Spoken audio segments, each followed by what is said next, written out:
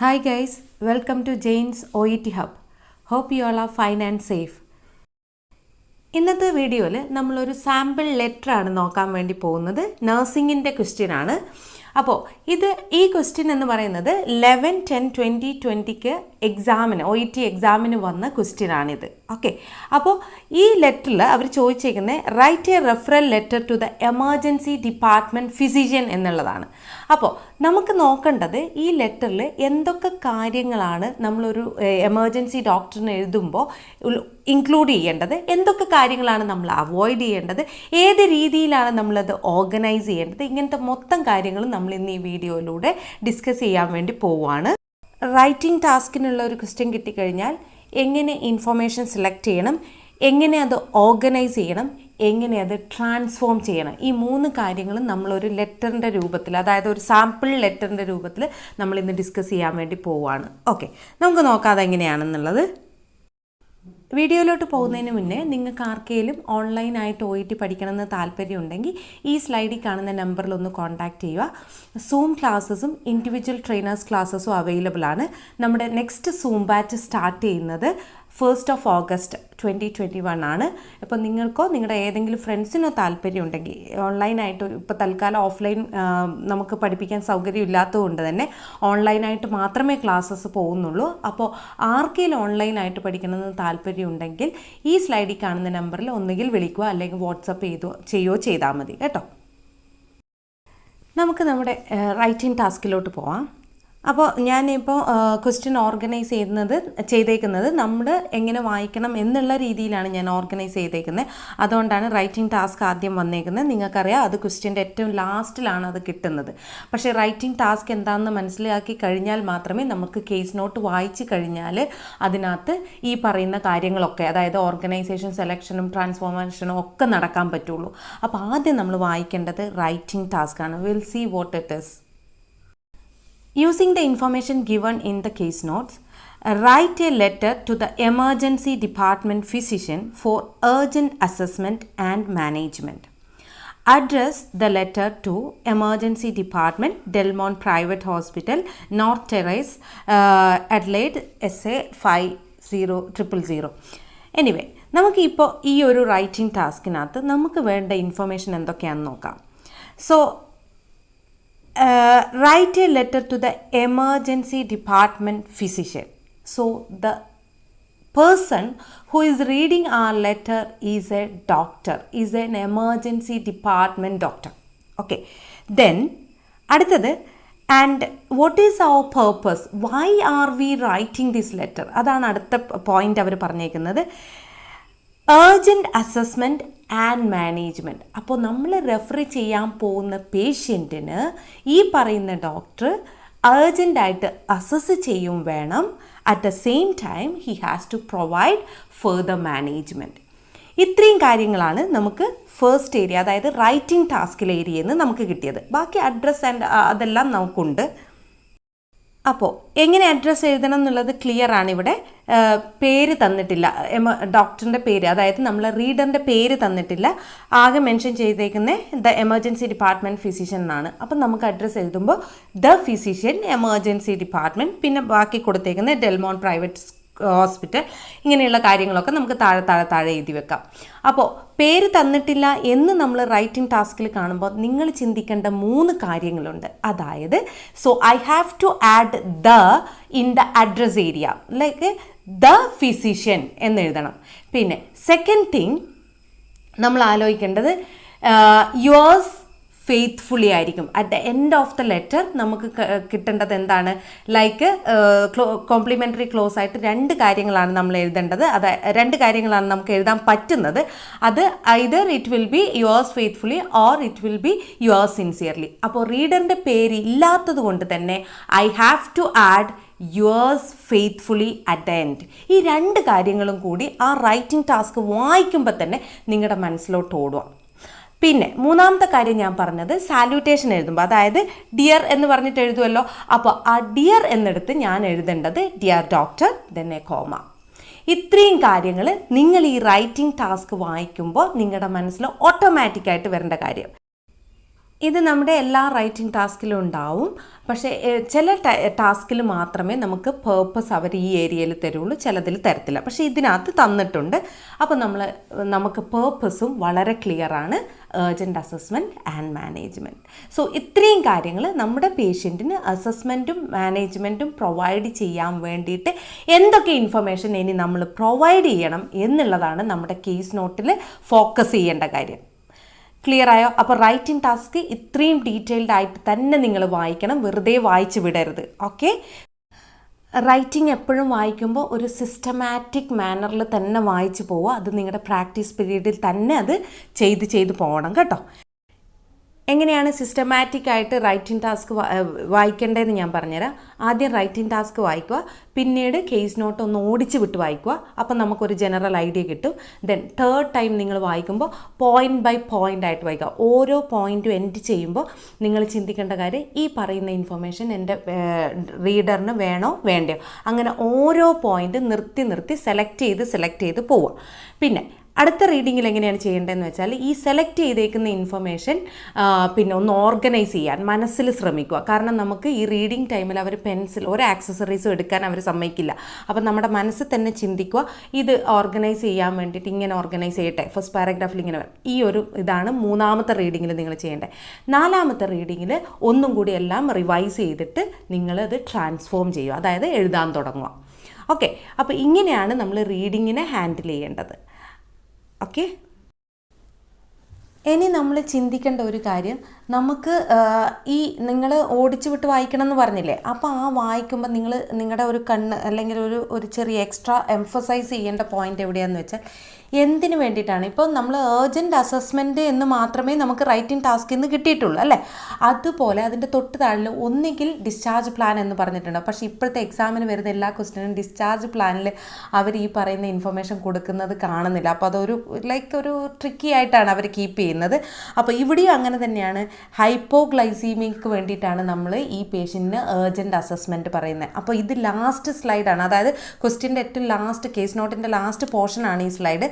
അപ്പോൾ അതും കൂടി നമ്മൾ റൈറ്റിംഗ് ടാസ്കിൻ്റെ കൂടെ കൂട്ടി വായിക്കണം, എന്നാൽ മാത്രമേ നമുക്ക് സെലക്ഷൻ പ്രോസസ്സിലോട്ട് പോകാൻ വേണ്ടി പറ്റുള്ളൂ. അപ്പോൾ റൈറ്റിംഗ് ടാസ്ക് നമ്മൾ വായിച്ചു, ഏർജൻറ്റ് അസസ്മെൻറ്റ് ആൻഡ് മാനേജ്മെൻറ്റ് വേണ്ടേ എന്ന് മനസ്സിലായി. ആ ഏർജൻറ്റ് അസസ്മെൻറ്റ് എന്തിനു വേണ്ടിയിട്ടാണ്? Hypoglycaemia due to drug interactions. അപ്പോൾ ഇത് രണ്ടും വായിച്ചിട്ട് വേണം നമ്മളിനി ഡീറ്റെയിൽഡ് റീഡിങ്ങിൽ പോകാൻ വേണ്ടിയിട്ട്. ഓൾറൈറ്റ്, ഇനി നമുക്ക് മെല്ലനെ ക്വസ്റ്റ്യൻ, അതായത് കേസ് നോട്ടിലോട്ട് പോവാം. എന്താണ് കേസ് നോട്ട് പറയുന്നത്? You are a community health nurse and doing home visits for miss Rachel Jackson. Okay, so നമ്മൾ കമ്മ്യൂണിറ്റി നഴ്സാണ്. സോ നമ്മുടെ ജോബ് റോൾ അവിടെ ക്ലിയർ ആണ്. നമ്മുടെ ജോബ് റോളിൻ്റെ കൂടെ നമ്മൾ മനസ്സിലാക്കേണ്ട വേറൊരു പോയിൻ്റ്, അവിടെ നമ്മൾ പേഷ്യൻറ്റിൻ്റെ വീട്ടിൽ വിസിറ്റ് ചെയ്യുന്ന നഴ്സാണ്. ഈ രണ്ട് കാര്യങ്ങൾ മനസ്സിൽ വെക്കണം. Okay, now the patient details, Miss Raquel Jackson and her age is 62. Then social background, lives alone, hobbies, listening to music and reading books. Husband died due to colon cancer. Mother had Hashimoto's disease. A daughter 42 years, lives locally. So ഇപ്പോൾ ഇത്രയും വായിക്കുമ്പോൾ നിങ്ങളുടെ മനസ്സിലാത്തോട്ട് പോകേണ്ടത്, I am writing to a doctor. വളരെ immediate ആയിട്ട് assessment ചെയ്ത് management ചെയ്യാനുള്ള ഇൻഫർമേഷൻ ആയിരിക്കണം നിങ്ങളുടെ ലെറ്ററിൽ. വെറുതെ ഡോക്ടറിനെ ഡിസ്ട്രാക്ടേഴ്സ് എഴുതിയിട്ട് പിന്നെ സമയം കളയിപ്പിക്കരുത്. അപ്പോൾ വളരെ സ്പെസിഫിക് ആയിരിക്കണം നിങ്ങളുടെ ഇൻഫർമേഷൻ എന്ന് പറയുന്നത്. സോ ഓരോ പോയിന്റ് നിങ്ങൾ വായിക്കുമ്പോഴും ഏർജൻറ്റ് അസസ്മെൻറ്റിന് വേണ്ടിയിട്ട് ഈ പറയുന്ന ഇൻഫർമേഷൻ വേണോ വേണ്ടയോ, ഇങ്ങനെയാണ് നിങ്ങൾ ചിന്തിക്കേണ്ടത്. ഓക്കെ, അപ്പോൾ ഇതിനകത്ത് പറഞ്ഞേക്കുന്ന ലിവ്സ് അലോൺ, പിന്നെ ഈ പറയുന്ന listening to music, husband died due to cholera, ഇതിനകത്തൊന്നും തന്നെ നമ്മുടെ എമർജൻസി ഡോക്ടറിന് ഇടപെടാൻ അല്ലെങ്കിൽ നമ്മുടെ പേഷ്യൻറ്റിനെ ഡീൽ ചെയ്യാൻ വേണ്ടിയിട്ടുള്ള ഇൻഫർമേഷൻ ഇല്ല. സോ അതുകൊണ്ട് തന്നെ നമുക്കവിടെ ഈ പറയുന്ന ഇൻഫർമേഷൻസ് എല്ലാം, അതായത് സോഷ്യൽ ബാക്ക്ഗ്രൗണ്ടിലുള്ള ഇൻഫർമേഷൻ കംപ്ലീറ്റ് ആയിട്ട് അവോയ്ഡ് ചെയ്യാം. Okay, now we will see what's next. Medical history. Diabetes type 2 since 2008 and on metformin 200 mg. Well controlled rheumatoid arthritis since 2004 on ibuprofen PRN. അപ്പോൾ ഈ ഒരു മെഡിക്കൽ ഹിസ്റ്ററി വായിച്ചു കഴിയുമ്പോൾ നമ്മൾ ചിന്തിക്കുന്നത് ഡോക്ടർ അല്ലേ, അപ്പോൾ നമ്മൾ മെഡിക്കൽ ഹിസ്റ്ററി കംപ്ലീറ്റ് ആയിട്ട് എഴുതണം എന്നാണ് ചിന്തിക്കുന്നത്. പക്ഷേ അങ്ങനെ ചെയ്യരുത്. അപ്പോൾ നിങ്ങൾ കോറിലേറ്റ് ചെയ്യേണ്ടത് ഏത് മാനേജ്മെൻറ്റിന് വേണ്ടിയിട്ടാണ് നമ്മൾ ലെറ്റർ എഴുതുന്നത്. യെസ്, നമ്മൾ എഴുതുന്നത് എന്തിനാണ്? ഹൈപ്പോഗ്ലൈസീമിയ മാനേജ്മെൻറ്റിന് വേണ്ടിയാണ്. അപ്പോൾ ഹൈപ്പോഗ്ലൈസീമിയ മാനേജ്മെൻറ്റിന് വേണ്ടിയിട്ട് ഈ പറയുന്ന 2 മെഡിക്കൽ ഹിസ്റ്ററി, അതായത് 2 പോയിൻ്റ് ഇൻ മെഡിക്കൽ ഹിസ്റ്ററിയും വേണോ എന്നുള്ളതാണ് നിങ്ങൾ ചിന്തിക്കേണ്ടത്. അപ്പോൾ diabetes obviously it is required. പക്ഷേ well controlled rheumatoid arthritis since 2004 അത് ഓൾറെഡി കൺട്രോൾഡ് ആണ്. അതിനകത്ത് വല്ലപ്പോഴും അവർ ഐബുപ്രൂഫിൻ എടുക്കുന്നു. So it is not required. Okay, ഇങ്ങനെയാണ് നിങ്ങൾ സെലക്ട് ചെയ്യേണ്ടത്. Now what else she has? On 16/9 she underwent a laparoscopic cholecystectomy. Okay, post of mild wound infection on antibiotic methotrexate 20 mg for 3 days. അപ്പോൾ എന്താണ് 16/9 ഈ പേഷ്യൻറ്റിന് ഒരു ലാബ് കോളി ചെയ്തിട്ടുണ്ട്. ആ lab കോളിയുടെ wound site മൈൽഡായിട്ട് infected ആയിട്ടുണ്ട്. ആൻഡ് അതിന് വേണ്ടിയിട്ട് അവർ ആൻറ്റിബയോട്ടിക് സ്റ്റാർട്ട് ചെയ്തിട്ടുണ്ട്. അപ്പോൾ നമ്മൾ ഇനി അടുത്ത് ചിന്തിക്കേണ്ടത് എന്താണ്? ഹൈപ്പോഗ്ലൈസീമിയ മാനേജ്മെൻറ്റിന് വേണ്ടിയിട്ട് ഞാൻ ഈ പറയുന്ന മൈൽഡ് വൂണ്ട് ഇൻഫെക്ഷനും മെത്തോട്രോക്സേറ്റ് ഒക്കെ ഞാൻ ആഡ് ചെയ്യണോ? Yes, of course we don't need to add that information. പക്ഷേ ലാബ് കോളി എന്നുള്ളതിന് സിഗ്നിഫിക്കൻസ് ഉണ്ടോ എന്നുള്ളത് നമുക്ക് കേസ് നോട്ട് മൊത്തം വായിച്ചിട്ടേ ഡിസൈഡ് ചെയ്യാൻ വേണ്ടി പറ്റുള്ളൂ. നമുക്ക് അടുത്ത പോയിന്റിലോട്ട് പോവാം. And that is on 19/9 2020. Actually patient admit ആയിരിക്കുന്നത് 16/9 ആണ്. So after 3 days she got discharge from the hospital. Discharged from the hospital and advised home visits by community health nurse due to her daughter is going for a trip for 5 weeks. So ഇവരുടെ ഈ പേഷ്യൻറ്റിൻ്റെ daughter available അല്ലാത്തത് കൊണ്ട്, അതായത് in town ഇല്ല, so she is going somewhere. അപ്പോൾ ആ ഒരു പോയിന്റിൽ ഈ പറയുന്ന പേഷ്യൻറ്റിനെ തന്നെ വീട്ടിലോട്ട് വിട്ട് കഴിഞ്ഞാൽ ഇവരുടെ പ്രോഗ്രസ് അസസ് ചെയ്യാൻ ആരുമില്ല. സോ ആ ഒരു കേസിൽ നമ്മൾ എന്ത് ചെയ്തു? ഹോസ്പിറ്റലിൽ നിന്ന് കമ്മ്യൂണിറ്റി ഹെൽത്ത് നഴ്സിൻ്റെ വിസിറ്റ് അറേഞ്ച് ചെയ്തു. ഓക്കെ, സോ അപ്പോൺ ഡിസ്ചാർജ് ഈ പറയുന്ന വിസിറ്റ് അവർ അറേഞ്ച് ചെയ്തിട്ടുണ്ട്. അപ്പോൾ ഇപ്പോഴാണ് ഞാൻ നേരത്തെ പറഞ്ഞ പോയിൻറ്റിൻ്റെ സിഗ്നിഫിക്കൻസ് വരുന്നത്. അതായത് കമ്മ്യൂണിറ്റി ഹെൽത്ത്, ആ പറയുന്ന കമ്മ്യൂണിറ്റി ഹെൽത്ത് നേഴ്സാണ് നമ്മൾ. അപ്പോൾ ഈ കമ്മ്യൂണിറ്റി നേഴ്സ് എങ്ങനെ വന്നു എന്ന് നമുക്ക് ക്ലാരിറ്റി കൊടുക്കണമെങ്കിൽ ഈ പറയുന്ന ലാബ് കോളി നമ്മൾ വളരെ സൂപ്പർഫിഷ്യലായിട്ട് എഴുതേണ്ടി വരും. ലാബ് കോളി ചെയ്തു, മീൻസ് ഡിസ്ചാർജ്ഡായി, പക്ഷേ ആ സമയത്ത് ഈ പറയുന്ന കമ്മ്യൂണിറ്റി നേഴ്സ് വിസിറ്റ് നമ്മൾ ഓർഗനൈസ് ചെയ്തിട്ടുണ്ട്. ഇങ്ങനെ പറഞ്ഞാൽ മാത്രമേ വായിക്കുന്ന ആൾക്ക് നമ്മുടെ ലെറ്ററിൽ ക്ലാരിറ്റി കിട്ടുള്ളൂ. Okay, then what's next? അപ്പോൾ അവരുടെ ഫസ്റ്റ് ഹോം വിസിറ്റ് ആണ് അടുത്ത point. So first home visit, she appeared well, sitting on a couch, talkative, manage to get around the house, wound, no signs of infection, vital signs are stable, nothing remarkable. Then blood sugar 7.8, HbA1c 8.1, that is also okay. So അപ്പോൾ ഇതാണ് അവരുടെ first വിസിറ്റിൽ അവർ ഏകദേശം observe ചെയ്ത് detailed ആയിട്ട് അവർ കൊടുത്തിട്ടുണ്ട്. So detailed ആയിട്ടുള്ളത് നമ്മൾ communicate ചെയ്യണമെന്നില്ല, അതിനകത്തൊന്നും സിഗ്നിഫിക്കൻ്റ് ആയിട്ട് നമുക്ക് കമ്മ്യൂണിക്കേറ്റ് ചെയ്യാനില്ല. അപ്പോൾ വളരെ എന്താണ്, ഷീസ് വെൽ എന്ന് മാത്രം അവിടെ കൊടുത്താൽ മതി. ഓക്കെ, ഇനി വാട്ട് ഈസ് നെക്സ്റ്റ്?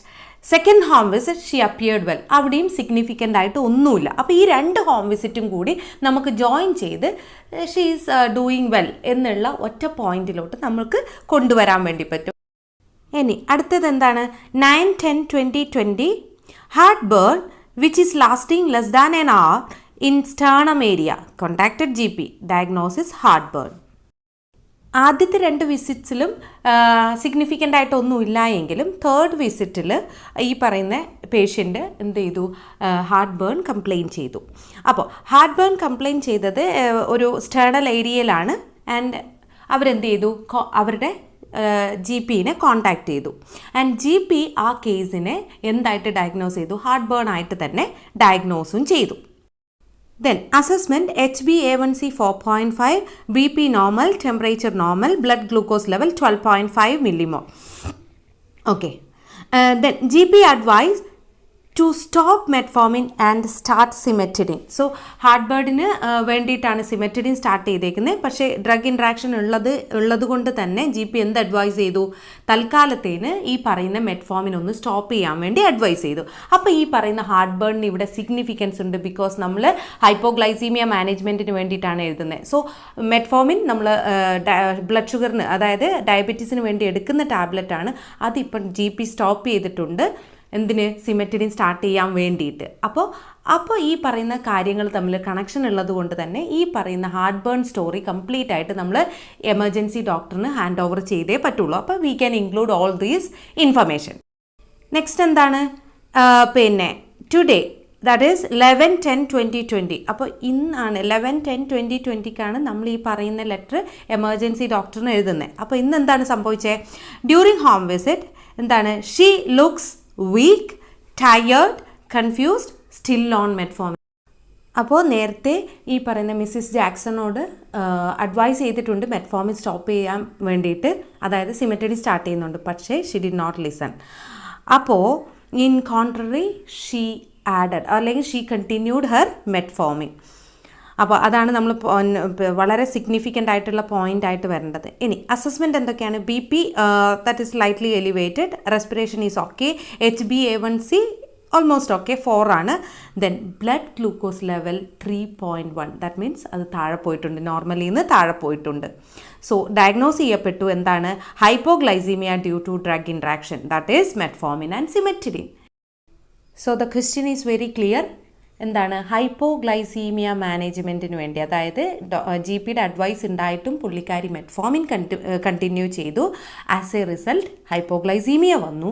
ഈ ഹൈപ്പോഗ്ലൈസീമിയക്ക് വേണ്ടിയിട്ടുള്ള ഏർജൻറ്റ് അസസ്മെൻറ്റും മാനേജ്മെൻറ്റുമാണ് ഈ പറയുന്ന ഡോക്ടർ ചെയ്യേണ്ടത്. അപ്പോൾ ഇതിന് വേണ്ടിയിട്ട്, ഈ ഒരു മാനേജ്മെൻറ്റിന് വേണ്ടിയിട്ടുള്ള ഇൻഫർമേഷൻ ആയിരിക്കണം നിങ്ങൾ ഓർഗനൈസ് ചെയ്ത് കൊടുക്കേണ്ടത്.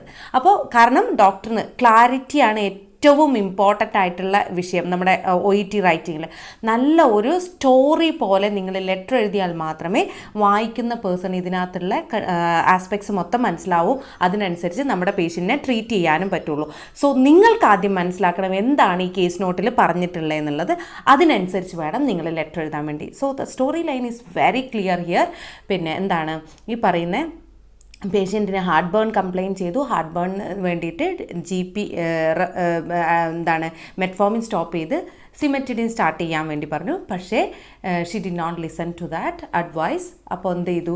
She continued her metformin and as a result she got hypoglycaemia. So ഇതാണ് അതിൻ്റെ ബ്രീഫിംഗ് എന്ന് പറയുന്നത്. പക്ഷേ ഇനി എവിടെ തുടങ്ങണം എന്നുള്ളതാണ് നമ്മൾ ശരിക്കും ചിന്തിക്കേണ്ടത്. നമുക്ക് നോക്കാം എങ്ങനെയാണ് എഴുതേണ്ടതെന്നുള്ളത്. ആദ്യത്തെ പാർട്ട് ഏകദേശം ഇങ്ങനെ നിങ്ങൾക്ക് എഴുതാം. പക്ഷേ ഒരു കാര്യം ചിന്തിക്കണം, ആദ്യത്തെ പാർട്ടിലൊന്നും നിങ്ങൾ ഒത്തിരി സമയം കളഞ്ഞേക്കരുത്. വളരെ 1 മിനിറ്റ് മാക്സിമം എടുക്കാവുള്ളൂ കേട്ടോ. സോ പെട്ടെന്ന് എഴുതി പോവുക. ഇനി അതിൻ്റെ കോർ പോയിൻ്റ് വരുന്നത് ബോഡി പാരഗ്രാഫ്സ് ആണ്. പിന്നെ അതിനകത്താണ് നമ്മൾ കൂടുതൽ കെയർ കൊടുക്കേണ്ടത്. ഓക്കെ, നമുക്ക് നോക്കാം ഇൻട്രൊഡക്ഷൻ എങ്ങനെ എഴുതണം എന്നുള്ളത്. അപ്പോൾ ഇൻട്രൊഡക്ഷനിൽ 3 കാര്യങ്ങളാണ് വേണ്ടത്. വാട്ട് ടൈപ്പ് ഓഫ് ലെറ്റർ, അത് റെഫറലാണോ, ട്രാൻസ്ഫർ ആണോ, ഡിസ്ചാർജ് ആണോ, അങ്ങനെയുള്ള കാര്യങ്ങൾ. പിന്നെ what is the main medical issue, main medical issue എന്താണെന്ന് എഴുതുക. And third point is what is the purpose. Purpose വളരെ ഇമ്പോർട്ടൻ്റ് ആണ്. ഒരു കാരണം, ബിക്കോസ് അത് നമ്മുടെ ഒരു ക്രൈറ്റീരിയോൺ കൂടി ആയതുകൊണ്ട് ഒരു കാരണവശാലും നമുക്കത് എഴുതാതെ നമുക്ക് ലെറ്റർ സബ്മിറ്റ് ചെയ്യാൻ വേണ്ടി പറ്റില്ല. അപ്പോൾ ഈ 3 കാര്യങ്ങളും നമ്മുടെ ഇൻട്രൊഡക്ഷനിൽ വേണം. അതുപോലെ അൺനെസസറി ഇൻഫർമേഷൻ കുത്തി നിറച്ച് ഇൻട്രൊഡക്ഷൻ വൃത്തികേടാക്കുകയും ചെയ്യരുത്. അപ്പോൾ ഇതെല്ലാം മെയിൻറ്റെയിൻ ചെയ്തുകൊണ്ടുള്ള ഒരു ഇൻട്രൊഡക്ഷനാണ് നമ്മൾ എഴുതേണ്ടത്. The purpose of this letter is to refer Mrs. Raquel Jackson, who requires immediate assessment and further management. She has been diagnosed with hypoglycemia due to drug interactions. അപ്പോൾ ഇതിനകത്ത് ഈ പറഞ്ഞ 3 കാര്യങ്ങളുണ്ട്. റെഫറൽ ആണ് ലെറ്റർ, പിന്നെ പേർപ്പസ് എന്ന് പറയുന്ന immediate assessment and further management ആണ്. ദെൻ മെഡിക്കൽ ഇഷ്യൂ എന്താണ്? Hypoglycaemia due to drug interaction. ഇവിടെ നിങ്ങൾക്ക് വേണമെങ്കിൽ ഈ മെറ്റ്ഫോമിൻ ആൻഡ് സിമെറ്റിഡിൻ ആഡ് ചെയ്യാം. വേണമെങ്കിൽ കുറച്ചും കൂടി ക്ലാരിറ്റി കൊടുക്കും ഇൻട്രൊഡക്ഷനിൽ. അതുപോലെ സ്റ്റാർട്ടിങ് വേണമെങ്കിൽ ഏത് വിധത്തിൽ നിങ്ങൾക്ക് എഴുതാം. ദ പേർപ്പസ് ഓഫ് ദിസ് ലെറ്ററിന് പകരം I am writing this letter വേണമെങ്കിൽ എഴുതാം. അല്ലെങ്കിൽ this letter is to introduce mister ആ ഒരു രീതിയിൽ വേണമെങ്കിൽ എഴുതാം. ഇൻട്രൊഡ്യൂസ് മീൻസ് റെഫർ തന്നെയാണ്. പിന്നെ അല്ലെങ്കിൽ ഈ പറഞ്ഞ പോലെ താങ്ക് യു ഫോർ ആക്സെപ്റ്റിംഗ് എന്നുള്ള സ്റ്റാർട്ടിങ്ങിൽ കൊടുക്കാം. ഇങ്ങനെ ഏത് വിധത്തിൽ വേണമെങ്കിലും നിങ്ങൾക്ക് നിങ്ങളുടേതായ യുണീക്നെസ് ഇതിൽ കൊണ്ടുവരാൻ വേണ്ടി പറ്റും. ഓക്കെ, അങ്ങനെ ഏത് വിധത്തിൽ വേണമെങ്കിലും എഴുതാം. പക്ഷേ ഓർക്കുക ഈ 3 കാര്യങ്ങൾ, അതായത് type of letter, medical issue and purpose, ഈ 3 കാര്യങ്ങളും വിട്ടുപോവാതെ എഴുതാൻ വേണ്ടി നോക്കുക. ക്ലിയർ ആയോ? ഇനി നമുക്ക് നോക്കേണ്ടത് ബോഡി പാരഗ്രാഫ്. ഇതാണ് ഏറ്റവും ടഫസ്റ്റ് പാർട്ട് എന്ന് പറയുന്നത്. കാരണം ഏത് ഫസ്റ്റ് ബോഡി പാരഗ്രാഫിൽ പ്ലേസ് ചെയ്യണം, ഏത് സെക്കൻഡ് ബോഡി പാരഗ്രാഫിൽ പ്ലേസ് ചെയ്യണം. അപ്പോൾ മാക്സിമം നമുക്ക് 3 ബോഡി പാരഗ്രാഫ്സ് വരെ പോവാം. മിനിമം 2 ബോഡി പാരഗ്രാഫ്സ് എങ്കിലും ഉണ്ടാവും വേണം. അപ്പോൾ ഈ 2 കാര്യങ്ങൾ ഓർത്തിരിക്കുക. അപ്പോൾ ഏതിനാണ് ഏറ്റവും ഇമ്പോർട്ടൻസ് കൊടുക്കുക എന്നുള്ളത് നമ്മളൊരു കഥ പറയുമ്പോൾ അവർക്ക് എങ്ങനെ ക്ലിയർ ആയിട്ട് മനസ്സിലാവും എന്നതിനെ ഡിപ്പെൻഡ് ചെയ്തിരിക്കും. അപ്പം നമുക്ക് നോക്കാം എങ്ങനെയാണ് ഫസ്റ്റ് ബോഡി പാരഗ്രാഫ് നമുക്ക് പ്ലേസ് ചെയ്യേണ്ടത് എന്നുള്ളത്. ഓക്കെ, ഞാൻ എഴുതിയിരിക്കുന്ന first body paragraph: miss Jackson has had type 2 diabetes since 2008 and is on metformin 200 mg. She underwent a laparoscopic cholecystectomy on 16 September 2020 and was discharged from the hospital after 3 days. Since then, she has been provided home visits by the community health nurse. അപ്പോൾ ഇത്രയും കാര്യങ്ങളാണ് നമ്മളവിടെ അപ്പോൾ ഞാനിവിടെ ഇങ്ങനെ എഴുതാനുള്ള ഒരു കാരണം, ഹൈപ്പോഗ്ലൈസീമിയ ആയതുകൊണ്ട് തന്നെ അവർ ഡയബറ്റിക് ആണ് എന്നുള്ള ഇൻഫർമേഷൻ ഞാൻ ആദ്യം പാസ് ചെയ്യണം. ഓക്കെ, അപ്പോൾ അതിനെന്ത് മെഡിസിൻ എടുക്കുന്നു എന്നുള്ളത് ഒരു ഇൻട്രൊഡക്ഷൻ പോലെ ഞാൻ കൊടുക്കണം അല്ലേ. പിന്നെ എന്തുകൊണ്ട് കോളിസിസ്റ്റക്ടമി, അത് ഈ പറയുന്ന ഹൈപ്പോഗ്ലൈസീമിയ ആയിട്ട് ഡയറക്റ്റ് കണക്ഷൻ ഇല്ലെങ്കിൽ കൂടി അവിടെ നിന്നാണ് കമ്മ്യൂണിറ്റി ഹെൽത്ത് നഴ്സിൻ്റെ അറൈവൽ വരുന്നത്. അപ്പോൾ അതൊന്ന് സൂപ്പർഫിഷ്യലായിട്ട് പറഞ്ഞാൽ മാത്രമേ എൻ്റെ ലെറ്റർ വായിക്കുന്ന ആൾക്ക് ഇത് കംപ്ലീറ്റ് ഇൻഫർമേഷൻ മനസ്സിലാവുള്ളൂ. ആ ഒരൊറ്റ റീസണിലാണ് ഞാൻ ഈ പറയുന്ന കോളിസിസ്റ്റക്ടമി ആദ്യം കൊണ്ടുപോയി കൊടുത്തത്. അത് വൂണ്ട് ഇൻഫെക്ഷനോ കാര്യങ്ങളോ വേറെ ഒന്നും ഞാൻ എഴുതിയിട്ടില്ല. Then she underwent a laparoscopic cholecystectomy on 16 September 2020 and was discharge from the hospital after 3 days. അപ്പോൾ ഇത് തിരിച്ച് നിങ്ങളൊന്ന് ചിന്തിച്ച് നോക്കിയേ. ലൈക്ക് ആദ്യം ഈ ഷീ ലുക്സ് ടയേർഡ്, ഇന്നത്തെ history, today during home visit she appear tired എന്ന് പറയുമ്പോൾ വായിക്കുന്ന ഒരാൾക്ക് ഒരിക്കലും ക്ലാരിറ്റി കിട്ടില്ല ആദ്യം നമ്മൾ അത് എഴുതി കഴിഞ്ഞാൽ, even though that is the important information. മനസ്സിലാവുന്നുണ്ടോ? അപ്പോൾ അങ്ങനെ വേണം നമ്മൾ ചിന്തിക്കാൻ വേണ്ടിയിട്ട്. അതുകൊണ്ടാണ് ഞാൻ ആദ്യം അത് കൊടുക്കാതിരുന്നത്. സോ കാരണം ഇത് പറഞ്ഞു പോയാലേ ആ ഓർഡർ അവർക്ക് മനസ്സിലാവുള്ളൂ. ദെൻ അത് കഴിഞ്ഞ് ആ ഹോം വിസിറ്റ് അവിടെ നിന്ന് തുടങ്ങിയാണ് അറേഞ്ച് ചെയ്യുന്നത് എന്നുള്ള രീതിയിലോട്ട് നമ്മളെത്തി. ഇനി എന്താണ് അടുത്ത ഇൻഫർമേഷൻ? അടുത്ത ബോഡി പാരഗ്രാഫ് എങ്ങനെ എഴുതാം? During the initial home visits Miss Jackson appeared well and had no significant complaints. However, she complained of heartburn on 9 October 2020 and her GP was contacted. On assessment, her HbA1c was 4.5% and blood glucose was 12.5 millimole per liter. Then she was advised to start cimetidine and stop metformin. അപ്പോൾ ഇവിടെ നമ്മൾ ശ്രദ്ധിക്കേണ്ട കാര്യങ്ങൾ, during the initial home visits adverbial ഫ്രേസസിന് ശേഷം comma ഇടണം. Okay, അപ്പോൾ grammar rule ഞാൻ വേറെ വീഡിയോ ചെയ്തിട്ടുണ്ട് അതിനകത്ത്, അതുകൊണ്ടാണ് ഇതിൽ ഡീറ്റെയിൽഡ് ആയിട്ട് പോവാത്തത്. പിന്നെ ഹൗവർ ഈ പറയുന്ന പോലെ സെൻറ്റൻസ് സ്റ്റാർട്ടിങ്ങിലാണെങ്കിൽ ഹൗവറിന് ശേഷം കോമ, മിഡിൽ ഓഫ് ദ സെൻറ്റൻസിലാണ് വരുന്നതെങ്കിൽ ഹൗവറിന് മുന്നേ സെമി കോളൻ, ഹൗവറിന് ശേഷം കോമ. ആ കാര്യങ്ങളൊക്കെ നിങ്ങൾ ശ്രദ്ധിക്കണേ. അപ്പോൾ ഇതിനകത്ത് പറഞ്ഞേക്കുന്ന പിന്നെ നമ്മൾ ഈ പറയുന്ന ഡോക്ടറിന് ഇൻഫോർമേഷൻ എഴുതുമ്പോൾ അവിടെ മെറ്റ്ഫോമിൻ എന്നുള്ള ടാബ്ലറ്റ് നിർത്തിയിട്ട് സിമെറ്റിഡിൻ സ്റ്റാർട്ട് ചെയ്യുവാണ്. അപ്പോൾ ആ ഒരു പോയിൻറ്റിനകത്ത് വേണ്ടിയിട്ടാണ് ഞാൻ അവിടെ സിഗ്നിഫിക്കൻ്റ് ആയിട്ട് HbA1cയും പിന്നെ ബ്ലഡ് ഗ്ലൂക്കോസ് വാല്യൂവും അവിടെ കൊടുത്തേക്കുന്നത്. ബിക്കോസ് ഡോക്ടർ അത് അറിഞ്ഞിരിക്കണം അല്ലേ. ഏതെങ്കിലും ഒരു മെഡിസിൻ സ്റ്റോപ്പ് ചെയ്യുന്നതിന് മുന്നേ അയാൾക്ക് എത്രയാണ് ആ പെർട്ടിക്കുലർ മെഡിസിൻ കൺട്രോൾ ചെയ്യുന്ന അസുഖത്തിന് എത്രയാണ് വാല്യൂ ഉള്ളത് എന്ന് അവർ അറിഞ്ഞിരിക്കേണ്ടതുകൊണ്ടാണ് ഈ 2 ഇൻഫർമേഷൻ മാത്രം അവിടെ ഞാൻ പ്ലേസ് ചെയ്തേക്കുന്നത്. BP-യും ബാക്കിയുള്ള, അതായത് vital signs, BP, pulse and temperature, everything was normal. അതുകൊണ്ട് അത് ഇതിനകത്ത് ഉൾപ്പെടുത്തേണ്ട ആവശ്യമില്ല. ഓക്കെ, അപ്പോൾ ആ ഒരു വാല്യൂ മാത്രം നമ്മൾ എടുത്ത് എഴുതിയിട്ടുണ്ട്, ബാക്കിയൊന്നും നമ്മൾ ഇതിനകത്ത് ആഡ് ചെയ്തിട്ടില്ല. ഓക്കെ. കാരണം ഞാൻ ഇത്രയും പറയുന്നതിൻ്റെ കാരണം എന്താ, നമ്മൾ അൺവാണ്ടഡ് അല്ലെങ്കിൽ അൺനെസസറി ഇൻഫർമേഷൻ ആഡ് ചെയ്താൽ നമ്മുടെ സ്കോർ താഴെ പോകും. അപ്പോൾ very careful about choosing the information. പിന്നെ അതുപോലെ വേണ്ട കാര്യങ്ങൾ ഉൾപ്പെടുത്തിയില്ലെങ്കിൽ അപ്പോഴും സ്കോർ പോകും. ഈ രണ്ട് ആസ്പെക്റ്റും നമുക്ക് ഭയങ്കര ക്രൂഷ്യലാണ്. അപ്പോൾ അത് വെച്ചിട്ട് വേണം നിങ്ങൾ ഓരോ പോയിന്റും ചൂസ് ചെയ്യാൻ വേണ്ടിയിട്ട്. അതുകൊണ്ടാണ് ഞാൻ എടുത്ത് പറയുന്നത് കേട്ടോ. ഇനി അടുത്ത എന്താണ്, on today's home visit she was found weak and confused. It was also revealed that she is still continuing metformin. On further examination, her HbA1c was 4 and her blood glucose level was 3.1 millimole per liter. അപ്പോൾ ഇത് today's visit ആണെങ്കിൽ പോലും നമ്മൾ already എടുത്ത് കഴിഞ്ഞ ഒരു കാര്യമായതുകൊണ്ടാണ് ഞാൻ അവിടെ വാസ് യൂസ് ചെയ്യുന്നത്. ഓക്കെ, കൺഫ്യൂസ്ഡ് ആവരുത്. ഓൾറെഡി എടുത്ത് കഴിഞ്ഞതിന് ശേഷമാണ് ഞാൻ ഈ ലെറ്റർ എഴുതുന്നത്. അതുകൊണ്ട് that action turn to past. Okay, അപ്പോൾ അപ്പോൾ ഇത് ഇവിടെയും നമ്മൾ ഹൈപ്പോഗ്ലൈസിമിയ ആണ് എന്ന് നമ്മൾ കൺഫേം ചെയ്ത കാര്യമാണ്. അവരുടെ ബ്ലഡ് ഗ്ലൂക്കോസ് ലെവൽ 3.1 പോയി എന്നുള്ളത്. അതുകൊണ്ട് ആ വാല്യൂവിന് അവിടെ ഇമ്പോർട്ടൻസ് ഉണ്ട്. ബാക്കിയുള്ള ഒരു വാല്യൂസും ഞാൻ ആഡ് ചെയ്തിട്ടില്ല. ഓക്കെ, സോ അവർക്ക് വേണ്ട, അതായത് ഡോക്ടറിന് ഹൈപ്പോഗ്ലൈസീമിയ മാനേജ്മെൻറ്റ് ചെയ്യാൻ വേണ്ടിയിട്ടുള്ള വെരി സിഗ്നിഫിക്കൻറ്റ് ഇൻഫർമേഷൻ മാത്രം നമ്മളിവിടെ പ്ലേസ് ചെയ്യുക. ഓൾറൈറ്റ്, നൗ അടുത്ത എന്താണ് നോക്കേണ്ടത്, എങ്ങനെ കൺക്ലൂഷൻ എഴുതാം, അതായത് ഫൈനൽ പാരഗ്രാഫ് എങ്ങനെ എഴുതാം എന്നുള്ളതാണ്. In view of the above details, it would be greatly appreciated if you could evaluate her condition and provide best possible treatment as soon as possible. ഒരു കാര്യം നിങ്ങൾ ഓർക്കേണ്ടത്, നിങ്ങളുടെ ലെറ്ററിനകത്ത് ഏതെങ്കിലും ഇമ്മീഡിയറ്റ് അസസ്മെൻറ്റ് അല്ലെങ്കിൽ ഏർജൻറ്റ് അസസ്മെൻറ്റ് എന്നുണ്ടെങ്കിൽ അത് നിങ്ങളുടെ ലെറ്ററിനകത്തും പ്ലേസ് ചെയ്തിരിക്കണം. ഒരു കാരണവശാലും അത് മറന്നു പോവരുതേ. അപ്പോൾ അതിൻ്റെ ഏതെങ്കിലും ഒരു സിനോണിം നിങ്ങൾ യൂസ് ചെയ്താൽ മതി. പിന്നെ അതുപോലെ വേറൊരു കാര്യം നിങ്ങൾ നോട്ട് ചെയ്യേണ്ടത്, നമ്മൾ ഇൻട്രൊഡക്ഷൻ എഴുതിയ അതേ വേർഡ്സ് വെച്ച് തന്നെ ഫൈനൽ പാരഗ്രാഫ് എഴുതരുത്. നമുക്ക് വേറെ ഏതെങ്കിലും രീതിയിൽ, അവിടെ അസസ്മെൻ്റ് ആണെങ്കിൽ ഇവിടെ ഇവാലുവേഷൻ, അങ്ങനെയുള്ള രീതിയിൽ മാറ്റാൻ വേണ്ടി ശ്രദ്ധിക്കുക. ഓക്കെ, അത് ഈ പറയുന്ന പോലെ ഡിസ്ചാർജ് പ്ലാൻ കുറേ ഇല്ലാത്ത, അതായത് പെർട്ടിക്കുലറായിട്ട് അവർക്ക് അവരോടുള്ള റിക്വസ്റ്റുകൾ കൂടുതലില്ലാത്ത ലെറ്റേഴ്സിനാണ് ഈ ഒരു പ്രോബ്ലം വരുന്നത്. മനസ്സിലാവുന്നുണ്ടോ? അപ്പോൾ അങ്ങനെയുള്ള വേർഡ്സിൽ ഈ പറയുന്ന വേർഡ്സ് മാറ്റി യൂസ് ചെയ്യാൻ നിങ്ങൾ പ്രത്യേകിച്ച് ശ്രദ്ധിക്കുക. Because it is an English language test. They are not assessing your medical knowledge. അത് നമ്മളെപ്പോഴും മറക്കാതെ സൂക്ഷിക്കണം. പക്ഷേ മെഡിക്കൽ നോളജ് 100% ഇമ്പോർട്ടൻ്റ് ആണ്. ബിക്കോസ് ഈ പറയുന്ന ചൂസിങ്, സെലക്ഷനൊക്കെ നമുക്ക് മെഡിക്കൽ നോളജ് ഉണ്ടെങ്കിൽ മാത്രമേ പറ്റുള്ളൂ. ഓക്കെ, അപ്പോൾ ഇങ്ങനെ നമ്മളത് കൺക്ലൂഡ് ചെയ്തു. ഓക്കെ, അപ്പോൾ നമ്മൾ ഓർക്കുക, ഇൻട്രൊഡക്ഷൻ തൊട്ട് ഈ പറയുന്ന കൺക്ലൂഷൻ അല്ലെങ്കിൽ റിക്വസ്റ്റ് പാരഗ്രാഫ് വരെ നിങ്ങൾ എഴുതിയത് വെച്ചാണ് അവർ വേർഡ് കൗണ്ട് ചെയ്യുന്നത്.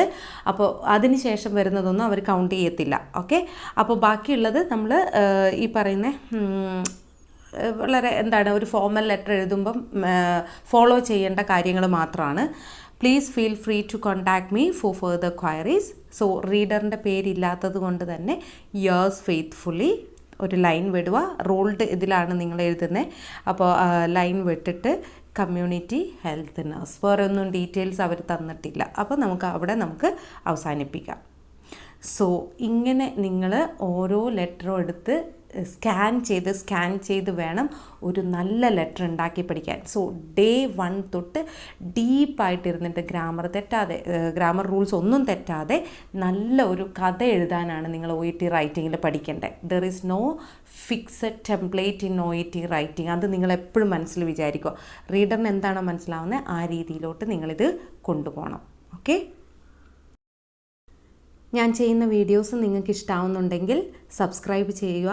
സബ്സ്ക്രൈബ് ചെയ്താൽ മാത്രം പോരാ, അതിനടുത്ത് കാണുന്ന ബെല്ലൈക്കൺ കൂടി എനേബിൾ ചെയ്തിട്ടാൽ മാത്രമേ ഞാൻ പുതിയ വീഡിയോസ് ഇടുമ്പോൾ നിങ്ങൾക്ക് നോട്ടിഫിക്കേഷൻ വരുള്ളൂ. ഓക്കെ, ഈ ചെയ്ത വീഡിയോ നിങ്ങൾക്ക് ഇഷ്ടമായിട്ടുണ്ടെങ്കിൽ ലൈക്ക് ചെയ്യുക, കമൻറ്റ് ചെയ്യുക. പിന്നെ നിങ്ങൾക്ക് OET പഠിക്കാൻ ആഗ്രഹിക്കുന്ന ഫ്രണ്ട്സ് ഉണ്ടെങ്കിൽ അവരിലേക്ക് ഇത് ഷെയർ ചെയ്യുക. ഓക്കെ, എന്തെങ്കിലും നിങ്ങൾക്ക് ചെയ്ത ടാസ്കിൽ ഡൗട്ട് ഉണ്ടെങ്കിൽ നിങ്ങൾക്കത് കമൻസ് ആയിട്ട് പ്ലേസ് ചെയ്യാം. ഞാനതിന് റിപ്ലൈ തരാം കേട്ടോ. Thank you so much.